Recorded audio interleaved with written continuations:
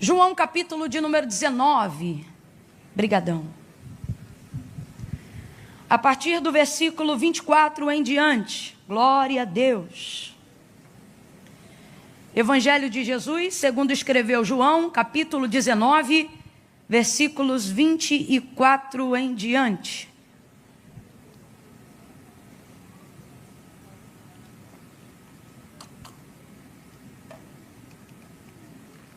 Quem achou pode dar um amém? Amém. Diz assim o texto: disseram uns aos outros: não a rasguemos, mas lancemos sortes sobre ela, para ver de quem será. Isto aconteceu para que se cumprisse a Escritura. E isto aconteceu para que se cumprisse a Escritura, que dizia: dividiram entre si as minhas vestes e sobre a minha túnica lançaram sortes. E foi o que fizeram os soldados. Junto à cruz de Jesus estava a sua mãe, a irmã dela, e Maria, mulher de Clopas, e Maria Madalena.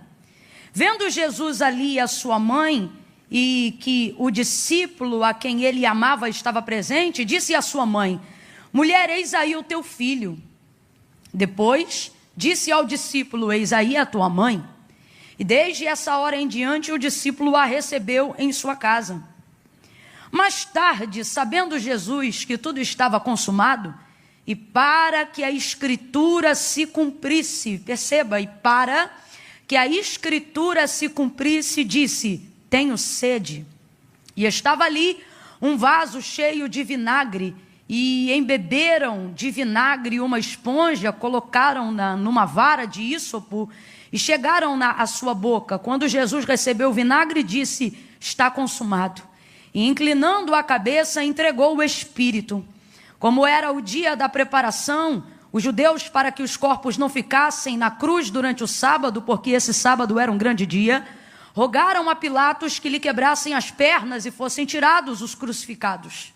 Foram os soldados e quebraram as pernas do primeiro e a do outro, que com ele fora crucificado. Mas, chegando-se a Jesus e vendo-o já morto, não lhe quebraram as pernas. Contudo, um dos soldados transpassou-lhe o lado com uma lança, e imediatamente saiu sangue e água. E aquele que viu isto testificou que o seu testemunho é verdadeiro, e ele sabe que é verdade o que diz, para que também vós o creais. Verso 36.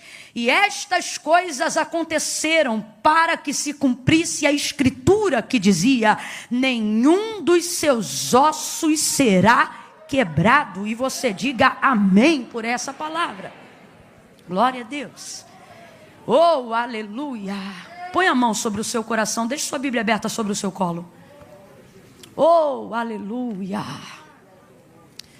Aleluia, aleluia. Em dias como hoje, onde, dada a elevação da expectativa, a minha dependência em Deus é também elevada, ela aumenta. Eu me lembro de quando, bem no início, ainda caminhando com o Senhor, ele dizia para mim: não temas, abra a tua boca que eu a encherei.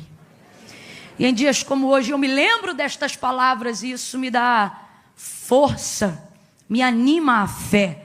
E vezes antes de assumir a tribuna para ministrar a palavra de Deus, Deus sempre usava alguém no círculo de oração, antecedendo a ministração da palavra, e era um corinho que me lembrava uma oração, né?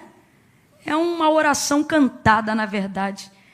Se você é dessa época, você conhece esse lançamento, diz assim: fala Deus, fala Deus, toca-me com braço. Faça disso uma oração, diga: fala Deus, fala Deus. Sim, alegre atendo ao teu. Fala Deus, fala. Fecha os teus olhos, curve a sua cabeça. Fala Deus. Fale com Ele. Toca-me com brasas do... Faça disso uma súplica, peça. Fala, Deus. Fala, Deus. Sim, alegre até. Sim, alegre até. Sim, alegre atendo ao teu. Senhor nosso Deus e nosso Pai, é com alegria que queremos atender ao teu mandar. É com alegria que queremos atender o teu comando. Nós estamos aqui, Senhor, por causa do teu nome. Nós estamos aqui por causa da tua glória. Nós estamos aqui para exaltar a tua fidelidade nesta noite. Nós estamos aqui porque ninguém nos ama como o Senhor nos ama. Nós estamos aqui por causa da multidão das tuas misericórdias, que tem sido a causa de não sermos consumidos, Deus. Quantos levantam pela manhã e à tarde já não são. Mas nesta noite, como Davi, nós podemos te erguer um altar de adoração e tributar a ti toda a honra e toda a glória que é devida ao teu nome, porque nós deitamos, dormimos e estamos de pé, porque só o Senhor nos faz habitar em segurança. Quantas vezes tu tens sido o abrigo seguro, quantas vezes o Senhor tem sido o nosso chão, o nosso sustento, a nossa força. Quantos aqui nesta noite vieram do trabalho, outros pegaram trem, alguns vieram de carro, alguns no conforto, outros vivendo um revés da vida, mas todos estão diante do teu altar, Senhor. Todos estão diante da tua grandiosa presença, não porque queremos ouvir apenas uma palavra motivacional, não porque queremos administrar apenas um culto, mas porque precisamos ouvir a tua voz para termos a paz que excede todo o entendimento. É a tua palavra que orienta e que governa a nossa vida. Quantas vezes a nossa esperança já não foi renovada pelo poder da tua palavra? Tu és o mesmo e não mudaste, o Deus de Abraão, o Deus de Isaac, o Deus de Jacó, e por isso nós viemos aqui, porque tu também é o nosso Deus. Graças ao sangue do teu filho vertido na cruz do Calvário, agora eu elevo a minha voz em oração a ti, junto com a tua igreja, e não estou preocupada com técnica nem com oratória. Eu estou preocupada em que o Senhor manifeste a tua vontade de acordo com o teu querer. Trabalha nos nossos corações, continua falando conosco. Levanta aquele que entrou hoje aqui perturbado, caído. Liberta aquele que está sentindo-se oprimido. Aonde houver uma dor agora no organismo e no corpo, alojada, querendo desvirtuar a atenção desta pessoa para ouvir a tua palavra, neutraliza, cancela toda a obra do mal nas regiões celestiais, ou que seja no corpo físico, espírito, alma e corpo. A tricotomia de cada jovem, a tricotomia de cada criança, a tricotomia de cada ancião. Aqueles que estão acompanhando ao vivo agora pela internet, passe em revista. O Senhor conhece o nome, o endereço, cura das enfermidades da alma e do corpo. Nós repreendemos toda friga, todo cruzar de dedo, encantamento, palavra ao contrário, seja neutralizada, vencida e sem força agora, no nome de Jesus. Fala no profundo.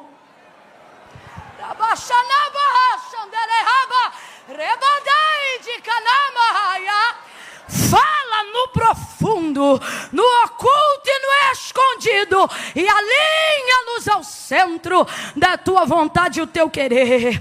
Glorifica, glorifica, glorifica, glorifica o teu nome, e nós te glorificaremos ainda mais, não a nós, Senhor, mas ao teu nome.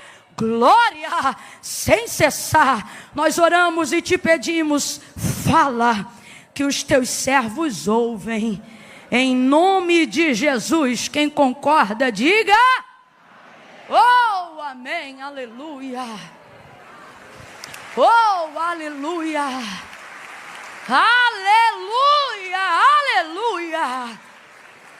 Muita gente sendo curada hoje aqui, aleluia. Oh, eu acho que você não me ouviu, eu vou falar de novo. Antes desse culto acabar, você vai procurar aquela dor chata que estava te incomodando, aquela dor chata que estava roubando a sua atenção, aquela enfermidade que estava furtando a sua alegria, e você não vai achar, porque o Senhor está cancelando enfermidades no corpo nesta noite, aleluia. Levante a sua mão e renda graças ao Senhor. Levante a sua mão e adore o amado, o desejado e a glória desta casa. Oh, aleluia, aleluia, aleluia, aleluia. Meu Deus, oh glória. Eu vou contar de 1 a 3, e quando eu disser 3, você vai liberar uma palavra que determina o rumo profético daquilo que eu acredito que o Senhor nos confiou como verdade para esta noite. Amém? No 3, você vai virar para esta pessoa e vai dizer para ela deste jeito: vai se cumprir tudo. Amém?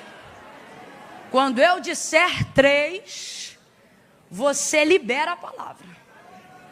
Qual é a palavra que você vai liberar? É 1, é 2, é 3, vai! Agora para o outro vizinho, vai! Oh, aleluia, aleluia. Porque esta palavra é fiel e verdadeira. Porque Deus não é homem para que minta, nem filho do homem para que se arrependa. Falaria e não cumpriria? Oh, diria algo que não fosse capaz de fazer? Como cantou Maria, nós também profetizamos nesta noite. Porque para Deus não há impossível em nenhuma de todas as suas promessas. Aleluia. Oh, aleluia. Aleluia. Aleluia. Deus tem me ensinado que a fé não foi feita para sentir, foi feita para saber. E falando isso, eu já quero liberar uma palavra aqui sobre a sua vida, pelo menos a priori, a princípio, no início da disciplina da fé, porque toda virtude que nós temos precisa ser disciplinada. Toda virtude que nós temos precisa ser doutrinada, porque o corpo, na sua carne, para Deus, voluntariamente não opera nada. A carne é egoísta. Ela só milita em prol dela mesma. Então, quando ao despertar de um dom, ou a manifestação de alguma virtude, seja ela a humildade ou alguma outra coisa, isso precisa ser disciplinado. Então, estou falando sobre o início da disciplina da fé. E pelo menos a princípio falando, eu gostaria que você gravasse isso na sua mente. A fé não sente, a fé sabe. E é muito importante que você tenha isso em mente. Uma fé que está acima de uma esfera sensorial. Porque uma fé sensorial, ela pode ser até interessante enquanto o culto está rolando, mas ela não tem eficácia o suficiente para a vida. Por quê? Porque aonde é que fica essa fé depois que o culto acaba? Eu vou falar bem rasgado, todo mundo vai entender. Eu não duvido. Pelo contrário, a sua presença aqui nessa noite é a maior comprovação e confissão pública de fé de que você crê. Senão você não viria a este culto. Mas na maioria das vezes a nossa fé, ela é certa por ser verdadeira, mas por estar sendo executada na área errada, até aquilo que era para dar certo dá errado. Não por falta de fé, mas por estar utilizando uma fé genuína no lugar errado. Ou, em outras situações, por estar achando que se tem uma fé genuína, quando na verdade tudo que se tem é uma fé sensorial, uma fé motivacional. Você fica animado enquanto o louvor está cantando, você crê. Você se anima enquanto a palavra está sendo pregada, mas depois a sua vida oscila igual um gráfico de um cardiograma. Ora lá em cima, ora lá embaixo, porque você precisa ser motivado o tempo todo pelo que você sente para você passar a crer. E uma fé que é governada por sentimentos não é o suficiente para te dar estabilidade. Não é o suficiente para que você venha provar de uma vida de milagres. O que disse Jesus para Marta? Se credes, verás a glória de Deus. E ela tinha fé, Marta, por exemplo, tinha muita fé. Eu já falei sobre isso aqui. Quando Jesus chega na aldeia de Betânia, depois de Lázaro, 4 dias já morto, ela diz assim: se tu as tivesses aqui, o meu irmão não teria morrido. Ela tem uma fé verdadeira, mas conjuga no passado. Ou seja, eu creio tanto que a vida de Lázaro estava na tua mão, que se o Senhor estivesse, olha isso, conjugação do passado, está dizendo, se o Senhor estivesse aqui antes, ou seja, eu tinha fé para antes, meu irmão não teria morrido. A fé dela em Jesus é verdadeira, mas ela aplica conjugando no passado. E fé no passado não resolve nada. Fé no passado não resolve nada. Aí Jesus libera uma palavra que traz ela para cá. E diz assim para ela: Marta, teu irmão vai ressuscitar. Só que ela pega a fé, tira do passado e joga direto para o futuro. Ela diz: eu sei, naquele grande dia, foi longe demais. Ou seja, a fé é verdadeira. Eu sei, na conjugação do grego em João 11, significa eu creio. Ou seja, a fé ela tem, mas está conjugando no tempo errado. Ou ela tem fé no passado, ou ela tem fé no futuro. Mas Jesus olha para ela e diz: Marta, se credes, verás a glória de Deus. Quando? No passado? No futuro? Aqui, hoje e agora. O que ele está fazendo? Ele está corrigindo a fé de Marta, dando a ela expectativa. Agora presta atenção. Eu vou entrar em João, mas eu preciso preparar a sua mente para o que diz a palavra do Senhor em João 19. Perceba isso. Jesus, quando sai da aldeia de Betânia, já toma uma decisão: eu vou ressuscitar Lázaro. E ele precisa do conselho de alguém para tomar essa decisão? Ele precisa da fé de alguém para tomar essa decisão? Muito antes de animar os discípulos para irem a Betânia, muito antes de animar Marta a crer, muito antes de corrigir a expectativa da fé da sua irmã Maria, ele já havia decidido muito antes de chegar na aldeia de Betânia. Ele disse: Lázaro está morto, mas eu vou ressuscitá-lo. Então preste atenção, Jesus não está trabalhando com a fé de ninguém para decidir se opera um milagre na vida de Lázaro. Ele já decidiu.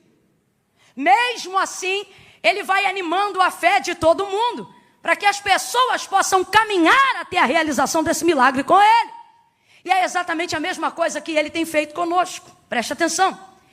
O capítulo onde nós lemos o momento do Calvário, a crucificação de Jesus Cristo, vão haver 4 menções, das quais 3 em João 19. Nós separamos nesta noite, onde o texto massifica, falando que algumas coisas, mesmo que fossem tristes, pesadas e outras triunfantes, todas elas, segundo o relato de João, que foi testemunha ocular do episódio do Calvário, determinam que aconteceram pela batuta orquestrada da palavra. Se você substituir a palavra escritura por palavra, é basicamente o que o texto está dizendo. Que tudo o que aconteceu diante de Jesus, ou com Jesus, no momento do Calvário, aconteceu para embasar as palavras liberadas pela boca do profeta Isaías. Quem ainda está comigo, diga amém. Tudo que parecia avesso, tudo que parecia inverso, tudo que parecia incerto, e até o que demonstrava medo, insegurança, tristeza, vergonha e dor, João vai pontuar cada uma dentre as 4, e nós escolhemos hoje aqui 3, aonde ele deixa claro dizendo: isto aconteceu para se cumprir a Escritura, e isto aconteceu para se cumprir a Escritura, e isto aconteceu para se cumprir a Escritura.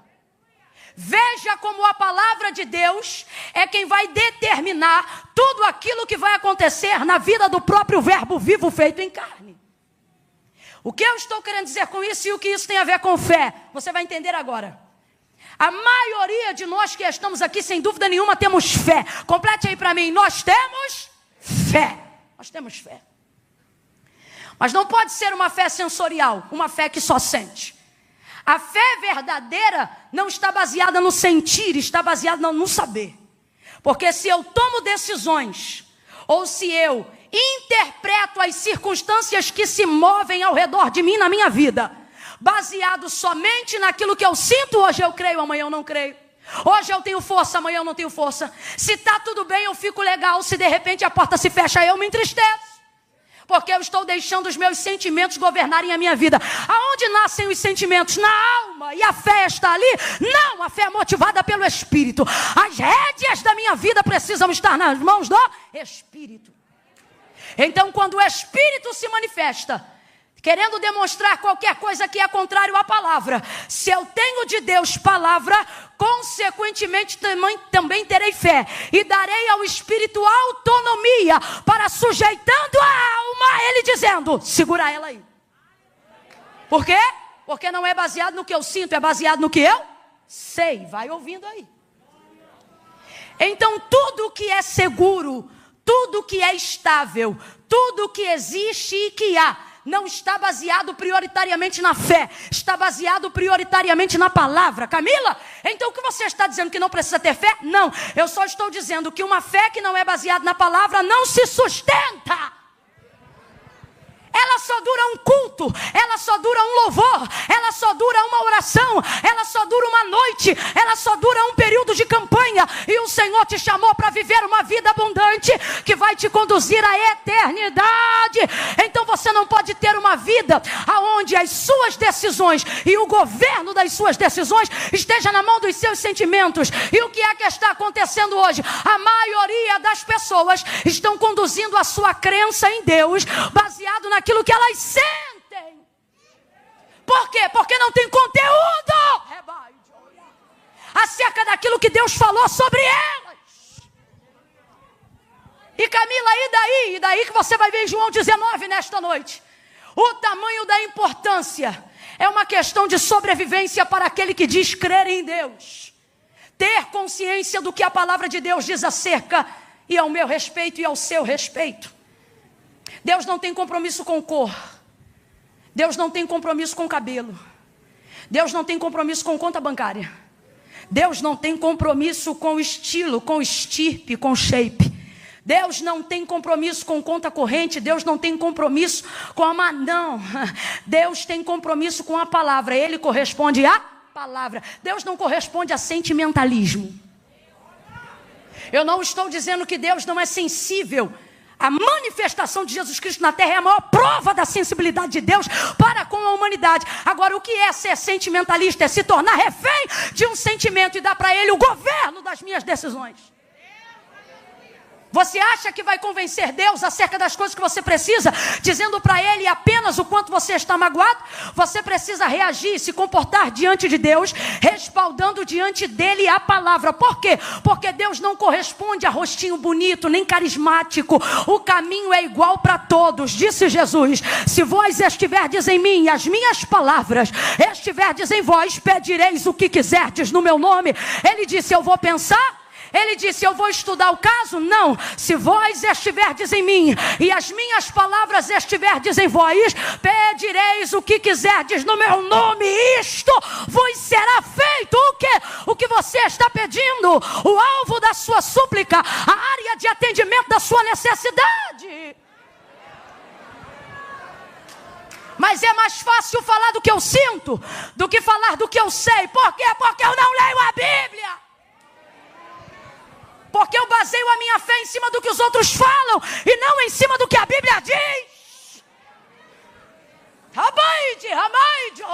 Mas hoje o Espírito Santo vai te sacudir com todo carinho pelos dois ombros e ele vai dizer, a partir de hoje você não será como uma folha seca, você não será como uma cana agitada pelo vento, você não será prato de manobra na mão de gente corrupta. Deus te trouxe hoje aqui para te dizer, a partir de hoje vai ser menos eu acho e mais a Bíblia diz. A palavra de Deus diz, a palavra de Deus garante, e Deus tomará o governo de todas as decisões da sua vida. Hoje eu ministro algo esquisito aqui. Eu ministro um tipo de fé fria.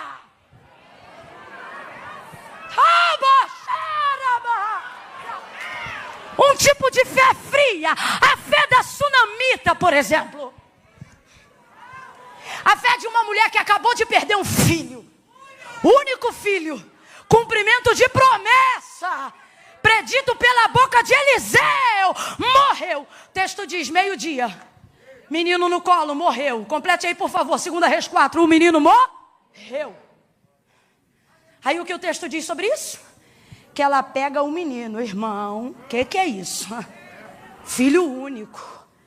Pega o moleque, que a gente acredita já ter aí quase encabeçando 12 anos de idade, porque é o período de idade de quem já pode sair de casa para ver o que o pai está fazendo no campo, no comércio, na empresa, seja lá onde for que ele trabalhasse. Pega o menino no colo. Já é estranho uma mulher pegar um menino desse tamanho no colo. Pega o menino no colo, sobe as escadas, porque o texto diz que o quarto de Eliseu ficava no pavimento superior. Quem está conseguindo imaginar a cena? O moleque está morto. Ela viu que não tem mais vida nele. Quando não tem vida no alvo daquilo que eu quero que viva, para Deus não tem problema. Sabe por quê? Porque Ele não depende da fé que você coloca nas pessoas ou que as pessoas colocam em você. Ele só depende da fé que você decidiu colocar nele. Não, eu não sei se você entendeu. Veja, não tem mais vida no menino, mas tem vida na mãe. Ela pega o menino no colo, sobe as escadas, abre a porta do quarto do profeta, deita o menino sobre a cama do homem de Deus. O texto diz que ela fecha a porta. Parece que eu imagino a cena, ela pegando a chave e colocando no bolso. Desce ela às escadas, murcha a barriga e estufa o peito. Porque quanto mais mal alguém tiver, mais necessidade tem de mostrar que está bem. Aí ela vai descendo e diz: marido, chama o servo para mim, manda trazer a charrete e a jumenta. Ele dá ordem primeiro, parceria, e pergunta por quê depois. Aí ele diz: mas vais aonde? Ela diz: eu vou ao encontro do homem de Deus. Ela sabia que ele estava no Carmelo, aonde preservava o mesmo costume do seu mentor Elias, que orava com a cabeça entre os joelhos. Oh, quanta gente perdendo o costume dos joelhos. Deixa isso para outro dia. Aí ela pega a charrete, ela pega o moço da casa, o servo, e ela diz assim para ele: guia, anda e não para. Olha a frieza dessa mulher. Olha isso. Guia, anda e não para, senão quando eu te disser. Duas verdades. Ela não tem condições de dirigir esse carro sozinha. Então ela chama alguém para guiar, mas a direção ainda é dela. Não, olha isso. Não permita com que no momento de vulnerabilidade, porque pessoas sentimentais são assim. No momento de vulnerabilidade, vocês deixam a gente que não sabe do que está acontecendo te dizer para onde você tem que ir. É por isso que você precisa ter conhecimento do que Deus tem ao seu respeito. Por quê? Porque na hora de um momento onde você estiver desesperado, na hora de um momento em que você estiver angustiado, você saberá para onde ir, mesmo quando não puder guiar-se até lá. Ela diz para ele: guia, anda e não para. Sabe o que ele está dizendo? Quem vai dirigir é você, mas a direção é minha. Você vai para onde eu estiver dizendo para você ir. E para onde ela vai? Ela vai ao encontro de Eliseu. Porque já tem ali pelo menos 15 anos de amizade e de relacionamento, no mínimo, jogando por baixo, desde o primeiro dia que ele entrou, até agora que o menino é crescido. E como ela faz isso, irmãos? Porque ela está indo em direção ao Carmelo, onde está o profeta Eliseu. Deus falou comigo isso. Deus disse assim para mim: ela sabe quem ele é, sabe aonde ele está e sabe o que ele pode fazer. Quando você sabe quem é Deus, e agora eu estou falando para você, quando você sabe quem Deus é, sabe aonde ele está e sabe o que ele pode fazer, a charrete pode estar na mão de quem for, mas a direção é sua. Vai por ali, vem por aqui, sobe ali, desce ali. Ela chega lá. Agora responda para mim. Responda para mim com inteligência. Não precisa espiritualizar, porque hoje é uma das coisas que a gente menos vai fazer aqui, porque eu quero te convencer sobre uma fé real. Uma fé real e não sensorial. Diga para mim: filho único, morto, sozinho dentro de casa. Não, eu vou fazer a pergunta ainda.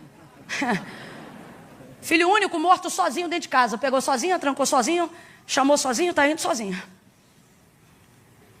Está desesperado ou não está? Estamos falando da mãe agora. Está desesperado ou não está?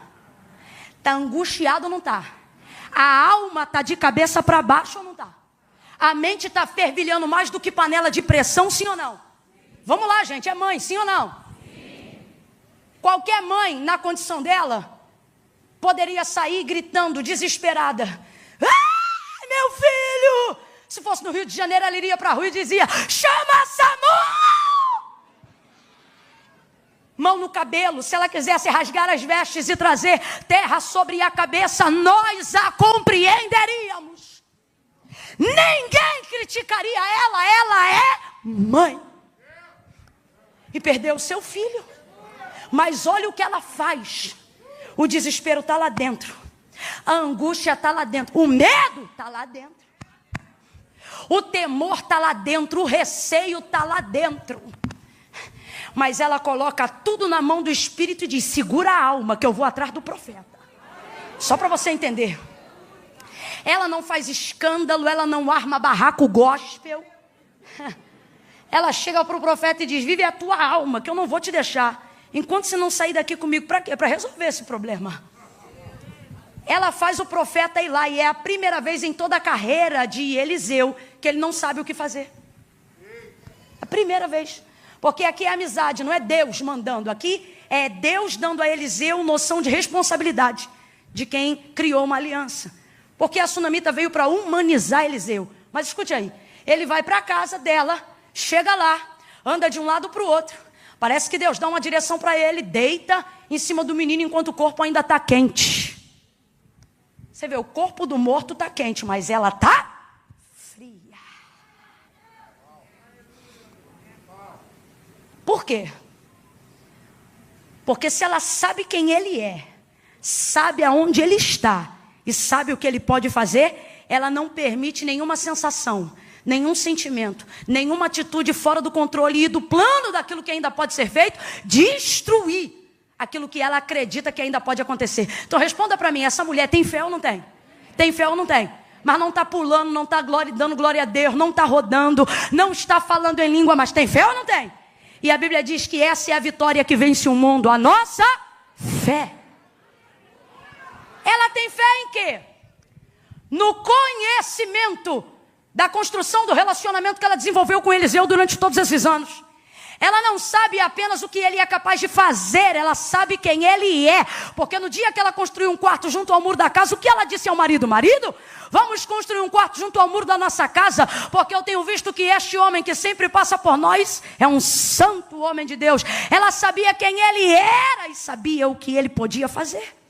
Ela manteve o controle, não baseado no que ela sentia, ela manteve o controle baseado no que ela...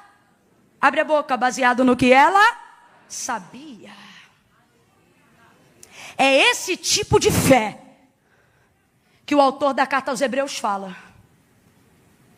É a fé de alguém que não está tão preocupado em transparecer fé aos outros, mas está extremamente comprometido em mostrar para Deus que sabe no que ela acredita, no que ele acredita, no que sua vida deseja, aonde estão as suas expectativas. E Camila, por que hoje em dia já não está acontecendo mais assim com tanta frequência? Será que está faltando fé? Não. O que está faltando é expectativa na palavra para que haja realidade de fé. A Bíblia diz que a fé vem pelo ouvir e o ouvir da palavra de Deus. Não é qualquer palavra, a fé vem pelo ouvir e o ouvir da palavra de Deus. Se a fé vem pelo ouvir de Deus, quando eu começo a me relacionar com Deus, eu não me relaciono com Ele manifestando primeiro a fé. Eu primeiro preciso manifestar em minha palavra e a minha fé se manifestará diante de Deus. Camila, eu não entendi. Vai entender que eu vou falar rasgado. Na ordem e na escala de prioridades de quem se relaciona com Deus, você coloca a fé no primeiro lugar e deveria colocar a palavra. Porque não tem como manter a fé na primazia se primeiro você não tiver a palavra. Vou falar mais rasgado e quem tem 12 anos vai entender também. As pessoas dizem assim: tal coisa não aconteceu, ou aquilo não aconteceu, porque fulano não teve fé para Deus fazer. Fé para Deus fazer. Eu já ouvi isso muitas vezes. É quase um jargão popular de quem fala crentez. Fé para Deus fazer. Deus não precisa de fé para fazer nada. Ouça isso com muita atenção. Camila, Deus não precisa da minha fé para fazer nada, não precisa. Sua fé não dá para Deus poder de fazer nada. Se você crê, Deus pode. Se você não crê, Deus continua podendo. Deus não depende da sua fé para manifestar o poder que Ele já tem. E isto está provado na palavra, não estou inventando. Antes de querer me chamar de herege, ouça o que a Bíblia diz, e anátema seja tu, ao invés de mim. Gênesis capítulo de número 1. No princípio, a terra era sem forma e vazia. Complete por favor aí, eu vou dizer, olha, não havia nada. Complete aí, não havia? Não havia? No princípio a terra era sem forma e vazia. Isso significa que não havia? E o Espírito de Deus, não é de Satanás não, é o Espírito de Deus, não é das trevas não. E o Espírito de Deus se movia sobre a face das águas. E o Espírito de Deus, então vamos lá, quem se movia sobre a face das águas que estavam no abismo, era o Espírito de? O Espírito de? Mesmo assim, Deus estava no princípio, e o Espírito dele já se movia no princípio, mas não manifestava nada, não criava, não movia nada. Deus estava lá no princípio. O Espírito se move, mas não realiza nada, não cria nada, não produz nada, não projeta nada, não nasce nada. Só tem Deus lá, mas mesmo assim não acontece. Aí você conhece a história bem de Gênesis 1. E disse Deus. É a primeira manifestação de verbo. É a primeira manifestação de palavra. E João diz que Jesus já estava lá desde este dia. Porque diferente dos outros evangelistas, ele já coloca no cabeçalho da biografia não o nome de José, nem o nome de Maria. Porque João não predata a manifestação de Cristo na conceição de Maria. Ele predata a biografia de Cristo lá no princípio. Quando ele diz, no princípio era o verbo estava com Deus. O verbo era Deus, nele estava a vida, e a vida era a luz dos homens. Ouça isso, Gênesis 1, aí ele diz assim, e disse Deus, haja luz. Eita gente, e o que aconteceu? E houve luz. E disse Deus, haja luz, e houve luz.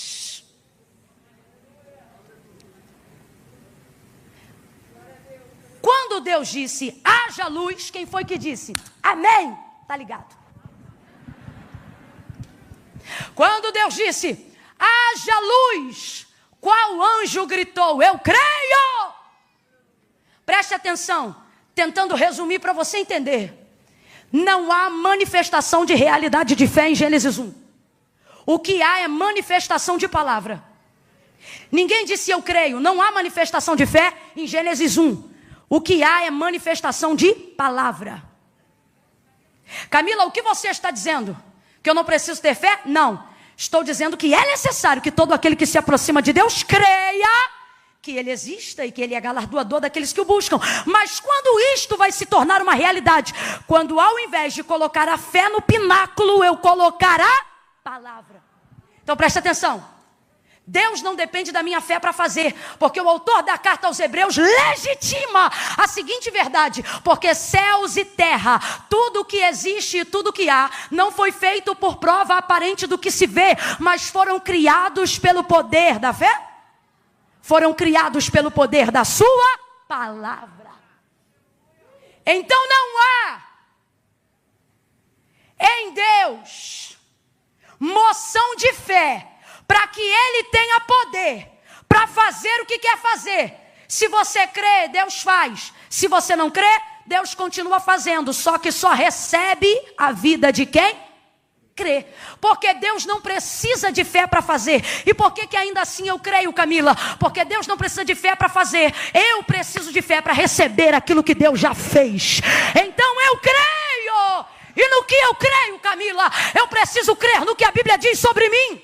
Eu preciso crer no que a palavra de Deus diz sobre mim. E quando isto acontecer, quando isto acontecer, o que? Eu tiver consciência do que a palavra de Deus garante ao meu respeito, a minha fé será atestada, será segura, será poderosa, porque ela não andará mais de acordo com o que ela sente. Por ter palavra, ela andará de acordo com o que ela sabe. Mesmo quando eu não estiver sentindo nada, eu venho para o culto. E mesmo quando eu estiver na TPM, eu digo, fiel é Deus que está no céu. E mesmo quando a enfermidade bater a porta da minha casa, ainda num leito eu direi, Ele cura, Ele salva. Por quê? Porque não é uma fé que está baseada naquilo que eu sinto, é uma fé que está baseada naquilo que eu... E ela é poderosa para durar, mesmo depois que o culto acaba. Ela é poderosa para me sustentar ao longo da minha vida. Por quê? Porque a primazia dela não está baseada no que eu sinto, mas está baseada no que a palavra de Deus diz a meu respeito. Por que Deus respondia tão rapidamente a Abraão? Por que Deus respondia tão rapidamente a Moisés? Por que Deus respondia tão rapidamente a homens que Ele usa como príncipes de fé e de obediência? Porque eles não oravam o que sentia. Olha o que eles oravam. Quando eles entravam em juízo para pedir algo para Deus, eles oravam e diziam assim: porque tu disseste. Quando Deus decidiu que ia acabar e exterminar com o povo no deserto, Moisés não disse: Deus, por favor, não. Deus, por favor, eu amo o povo. Não. Moisés colocou diante de Deus sua própria palavra. E Deus sabia que ele faria isso. Deus, na verdade, não estava provando a ele, estava provando o coração de Moisés. E Moisés olhou para ele e não disse o que sentia, simplesmente reproduziu as mesmas palavras que Deus havia dito acerca do povo. Porque tu disseste que faria este povo herdar a terra que jurou aos seus pais. E isso fez com que Deus mudasse a momentânea sentença que aparentemente estava sendo delegada naquela hora diante do povo no deserto. Ezequiel, capítulo de número 37, nós vamos ver a maior realidade do que está sendo dito aqui. Em visão, o Senhor conduz Ezequiel a um vale que estava cheio de ossos sequíssimos. A mão do Senhor o leva ali. Então lhe é perguntado: filho do homem, poderão viver estes ossos? Senhor Deus Jeová, vou traduzir. Sabe o que Ezequiel está dizendo? Sobre o vale eu não sei, mas sobre o Senhor. Sabe o que ele está dizendo? Não vou falar o que eu não sei. Esse vale não sei. Esses ossos não conheço. É basicamente isso. Agora o Senhor eu conheço. Quando ele diz tu sabes, ele está dizendo: a minha fé não está no vale, a minha fé está no Senhor. Aí ele disse assim: então, filho do homem, profetiza. E Ezequiel profetiza o quê? Nada. Ele fica caladinho, esperando Deus dizer qual é a palavra. Porque profeta de verdade não inventa palavra. Ele só procura ser fiel àquilo que Deus já disse. Porque a palavra de Deus é o bastante. Aí ele diz: diga-lhe assim. E tem 2 pontos no texto. Diga-lhe assim: vento dos 4 cantos. E aí ele começa a repetir todas as palavras que Deus, o Senhor, estava falando com ele dentro daquela visão. E aí, enquanto a palavra era reproduzida, houve um barulho e um reboliço muito grande naquele vale. Ossos foram se juntando aos seus ossos. Se Ezequiel chegasse ali e por conta própria, na visão, ele dissesse: ossos se colhem, juntas se liguem, se movam, exército se levante. Se Deus não tivesse falado, não iria acontecer nada. Mas porque ele está reproduzindo uma palavra que já foi dita. Para de querer inovar. Para de se tornar dependente de uma nova revelação. O manto do remanto, do profundo, do escondido, do prado. Se preocupe em absorver aquilo que Deus já disse. E Deus está me mandando dizer agora o que foi. Quais são as palavras que Ele já liberou a seu respeito. Mais fé não é quem diz eu creio. Mais fé tem quem crendo obedece. Pare de espiritualizar as coisas que Deus já mandou você executar. Quantos milagres estão estacionados? Porque ao invés de confessar uma incredulidade verdadeira, preferimos manifestar uma falsa fé.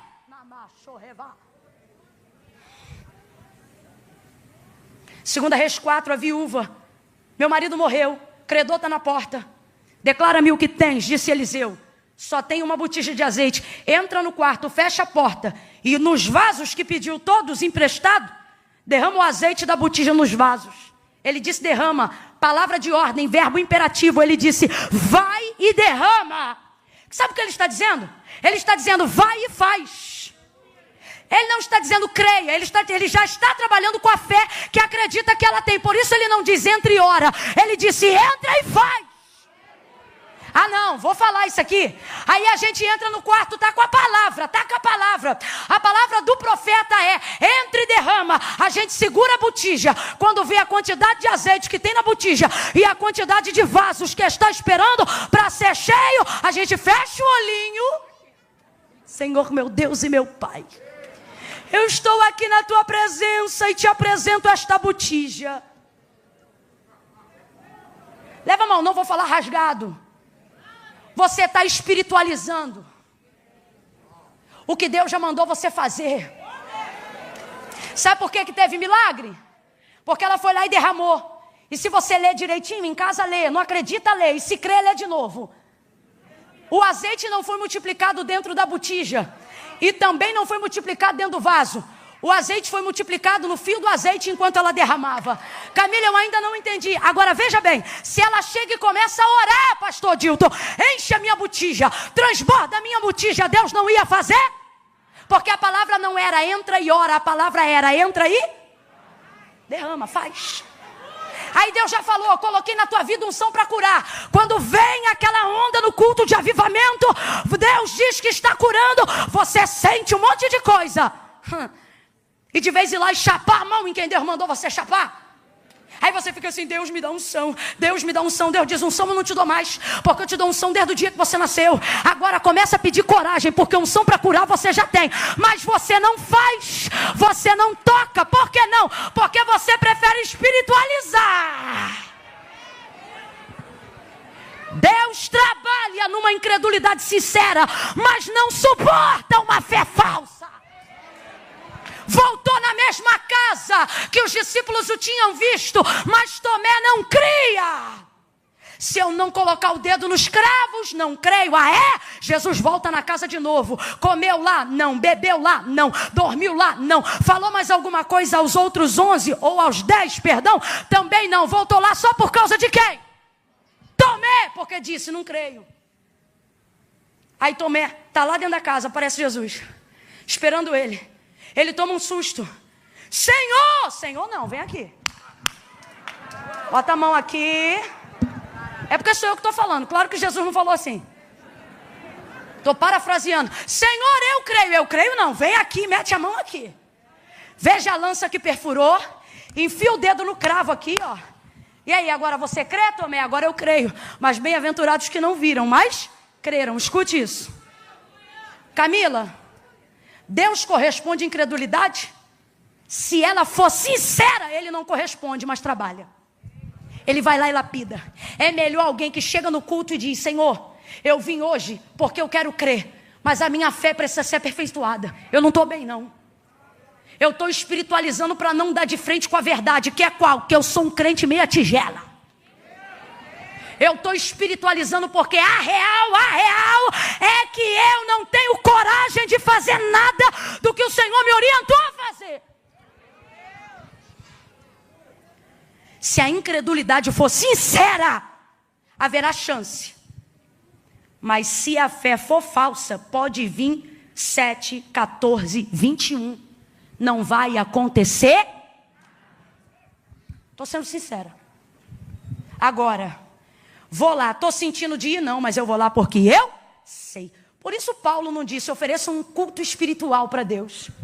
Ele diz, vem para o culto e ofereça um culto racional. Vem aqui e coloca diante de Deus o que você sabe, o que a Bíblia diz.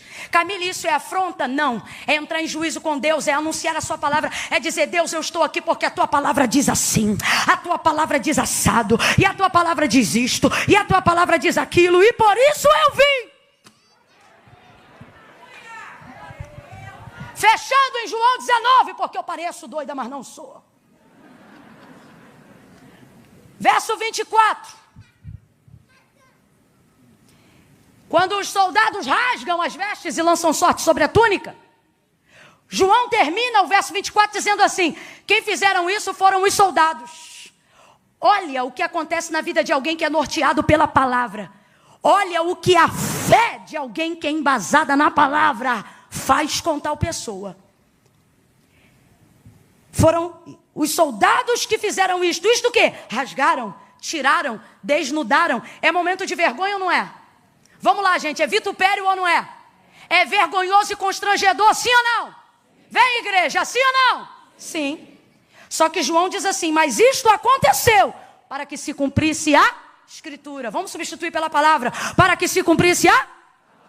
E aí João repete a palavra que está escrita pela boca do profeta Isaías, que foi dita muitos e muitos anos antes deste fatídico dia chegar. Sabe o que João está dizendo? Porque eu sei o que a palavra diz sobre o que isso está acontecendo. Foram os soldados que fizeram, mas eles só fizeram porque a palavra diz que eles fariam isso. Ponto número 1. E serão só 3. Quando eu tenho em Deus a palavra, eu não transfiro para ninguém aquilo que eu sei que só está acontecendo porque a palavra de Deus se mantém no governo. O que está acontecendo aqui é bom? Não. O que está acontecendo aqui é legal? Não. O que está acontecendo aqui é confortável? Não. O santo, o cordeiro imaculado, o inocente, está sendo vituperado, tendo vestes rasgadas e achacotado diante de uma multidão. Mas o texto diz, os soldados fizeram, mas só fizeram porque a palavra disse. O que é isso? Governo máximo. É acreditar que até quem se põe diante de mim como adversário... A banda da Cleidiane sobe aqui rapidão pra gente já ir terminando. Cadê? Tua banda tá aí? É acreditar que se eu estou debaixo de uma palavra, até os adversários e circunstâncias adversas e pessoas que se colocam como inimigos estão trabalhando igual ponteiro do relógio. Elas estão trabalhando para fazer cumprir aquilo que Deus liberou sobre a minha vida. Levante a sua mão. Eu estou declarando esta palavra sobre a própria palavra de Deus. Estenda ela bem alto. Agora traga ela sobre sua própria cabeça. Quando você tem a palavra, eu não preciso dizer diretamente sobre você. Você tem o mesmo poder delegado que está sobre mim.